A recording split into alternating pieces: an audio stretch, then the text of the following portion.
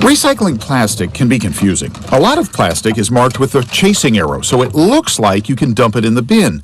But that's not always true. Sometimes even the pros are stumped. Got a chasing arrow number 7. So you might think it's recyclable. It's got a chasing arrow on it, but number 7 is other plastic. I couldn't tell you exactly what this is or what to do with it. Martin Bork runs the Ecology Center in Berkeley, one of many Bay Area businesses that pick up your recycling, then sort it out and try to find people who will buy the material to make it into something else. Finding buyers for some types of plastic is especially tough. A lot of it used to go to China, but earlier this year, China cut off the market for most plastic recycling. At the same time, the production of plastic is soaring. This chart shows the massive increase over the past 6 decades. That's one reason San Francisco's Recology is spending $14 million to upgrade to a new state-of-the-art sorter. And it still won't be enough. There's literally more than 1,000 types of plastic have been manufactured in the last 50 years. It's too much. No one can recycle all of that. Some plastics do have ready markets, especially water and juice bottles, labeled number 1. It's typically made into fiberfill, clothing, fleece, carpet. Number 2 bottles, like the ones for milk and detergent, also have a solid market.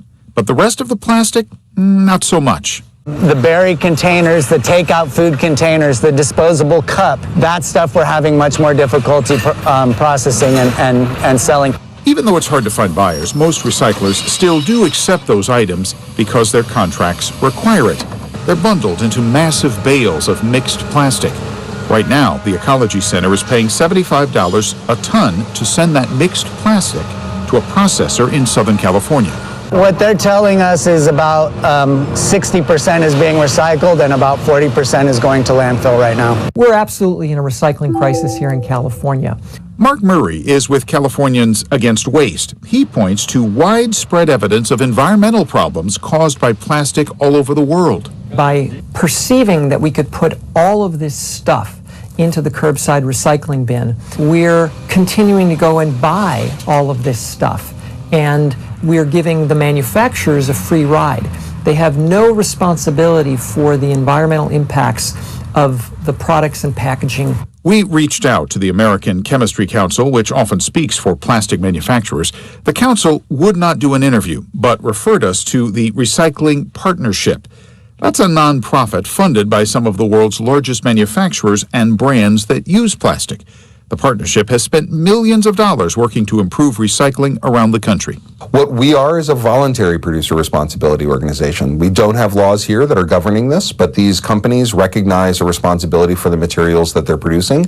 That's a start, but the California Product Stewardship Council says manufacturers need to do a lot more to make products that are biodegradable or more easily recycled, and to pay for problems created by so much plastic in the environment.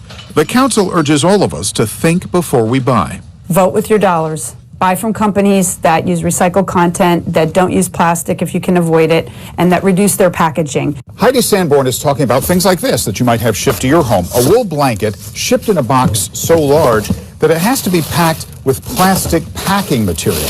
Get online. Tell that company, I don't want it this overpackaged. I will not buy from you again if you continue to overpackage. Now, you can help build a better Bay Area by following your recycler's rules. Check out our Take Action page at abc7news.com.